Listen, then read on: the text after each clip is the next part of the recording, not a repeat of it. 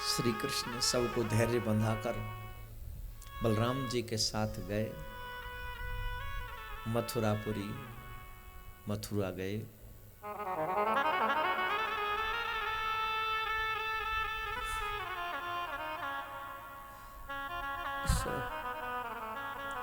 प्रेम की चर्चा तो मैं जितना करूं उतना कम है।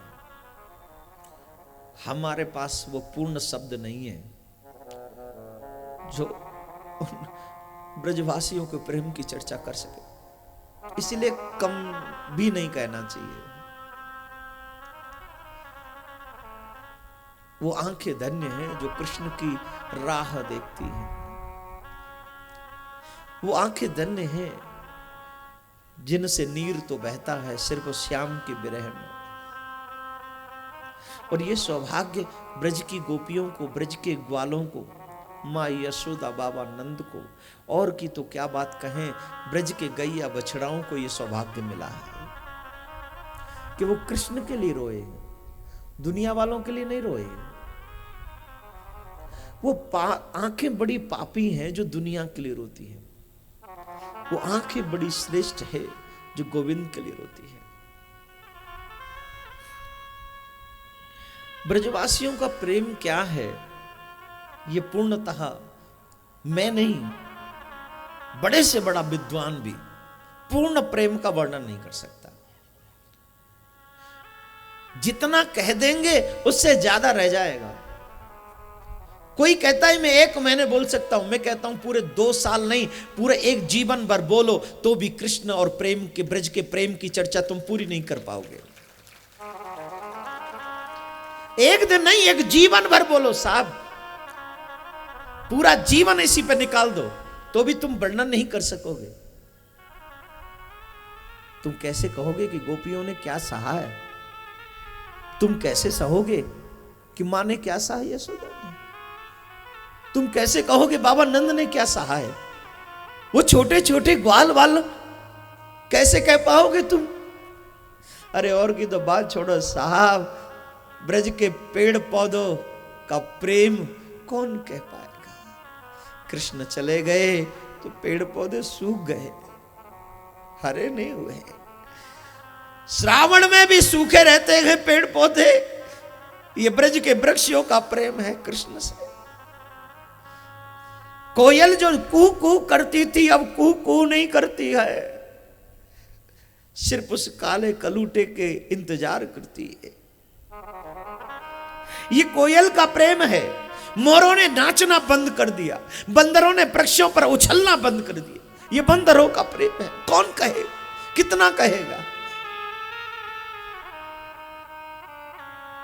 अरे हमारा छोटा सा कोई घर का व्यक्ति दूर हो जाए तो रो रो के बुरा हाल हो जाता है। वो व्यक्ति नहीं था, वो सावरिया एक व्यक्ति नहीं था, स्वयं त्रिलोकीनाथ थे। उससे कितना प्रेम हुआ होगा लोगों को। पूर्ण चर्चा नहीं होगी भैया, नहीं होगी। इसीलिए मेरा सौभाग्य है कि हमें भी उस ब्रज में जन्म मिला। कुछ नहीं तो कभी कभी उसका नाम लेकर उसके लिए रोने का सौभाग्य मिलता है।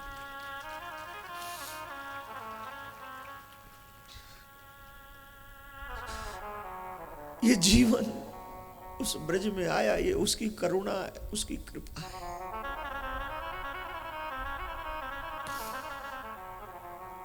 बस उसकी याद बनी रहे, उसके ऐसे गीत बने रहे हमेशा हमेशा हमेशा। श्री कृष्ण ने कंस को मारा, प्रसंग बहुत है। उद्धव को भेजा ब्रज में।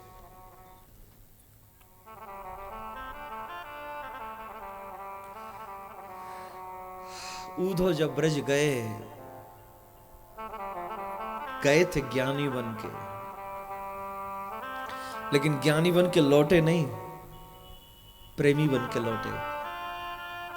उनका ज्ञान विसर्जन हो गया, जमुना में बह गया, जमुना में।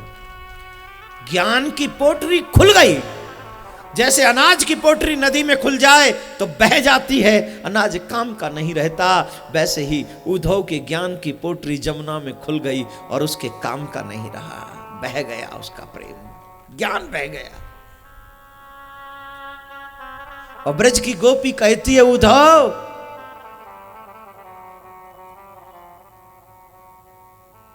उस श्याम से जाके कहना दिल दो नहीं, उद्धव मन न भय 10-20, एक मन हतो जो गयो श्याम संग को आराधे ईस, उद्धव मन न भय 10-20।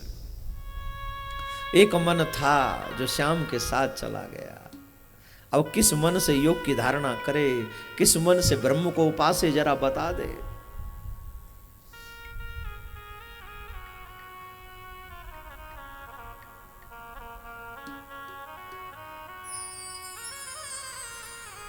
उधो सुधो है गयो सुन गोपीन के बोल, ज्ञान बजाई डूब डूबी प्रेम बजायो ढोल।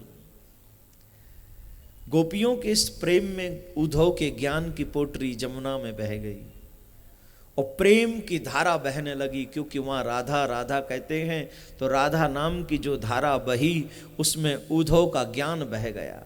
वो उद्धव प्रेमी बन गया, वो उद्धव प्रेम प्राप्त करके ब्रज से 6 महीने में लौटा। सोच के गया था परसों आ जाऊंगा, लेकिन लौटा 6 महीने में, पूरा प्रेमी बनकर लौटा। समय का अभाव नहीं होता तो ये उद्धव प्रसंग और भी आपको शायद प्रेम सुनाता, और भी इस प्रसंग के गहराइयों में उतरते, लेकिन ये जो घड़ी है ये काल का समय भी दिखाती है कि काल भी धीरे धीरे नजदीक ऐसे ही आ रहा है। तो मैं क्योंकि चाहूंगा आस्था के दर्शकों को भी भगवान के विवाह की झांकी का अवलोकन हो सके, इसलिए हमें वहां चलना होगा और समय बहुत कम रह गया है। इसीलिए इसी अभाव में सिर्फ इतना कहें कि गोपी और कृष्ण, राधा और कृष्ण, ब्रजवासी और कृष्ण दो नहीं हैं, एक ही हैं। वो तो कृष्ण इसलिए गोपी बन के वियोग सहते हैं जो अपने दीवानों को, अपने प्रेमियों को बता सकें जितना मुझसे मिलने में आनंद है उतना ही मेरे वियोग में रोने में भी आनंद है। जो मेरे वियोग में रोना जानता है वो मुझसे मिलने का आनंद जान पाएगा। जो मुझसे मिलना चाहता है, जो मुझसे मिलना चाहता है उसे ये तैयारी करनी पड़ेगी कि मुझे रोना भी है। किसी भी भक्त का इतिहास उठाओ, वो उसको रोना पड़ा श्याम से मिलने से पहले या श्याम से मिलने के बाद, और ये सच भी है। एक बार मिल लो तो तृप्त मन हो जाता है, लेकिन उसके विरह में जो आंसू गिरते हैं ना, अंदर का पाप सब बाहर निकल आता है। और जब पाप निकलता है ना तो मन और रोता है, निर्मल हो जाता है ना। फिर एक दिन वो आता है, मेरे गोविंद हमारे आंसू पहुंच रहे होते, और फिर अपने आंसुओं से उनके चरणों का प्रक्षालन कर रहे होते हैं।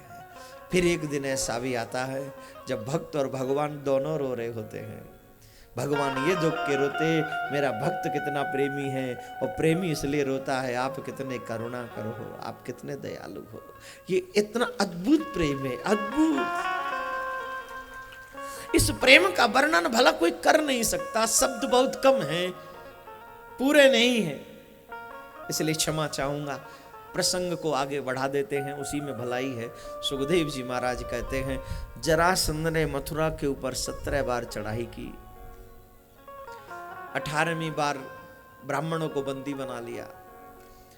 गौ ब्राह्मण हिताय च, ब्राह्मणों की रक्षा करने वाले, धर्म की रक्षा करने वाले श्री कृष्ण रण छोड़कर भाग गए और द्वारिकापुरी में जाके बस गए। सोने की द्वारिका सागर के बीच में बसाई है मेरे ठाकुर ने, और वहां पर रुक्मणी जी का पत्र आया है, और रुक्मणी जी का पत्र पढ़ा है श्री कृष्ण ने।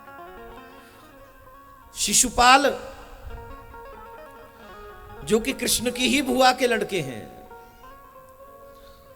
रुक्मणी के भाई हैं। रुक्मी जो चाहते हैं कि बहन का विवाह शिशुपाल से हो जाए, और स्वयं रुक्मणी चाहती हैं कि मेरा विवाह कन्हैया से हो जाए। इसीलिए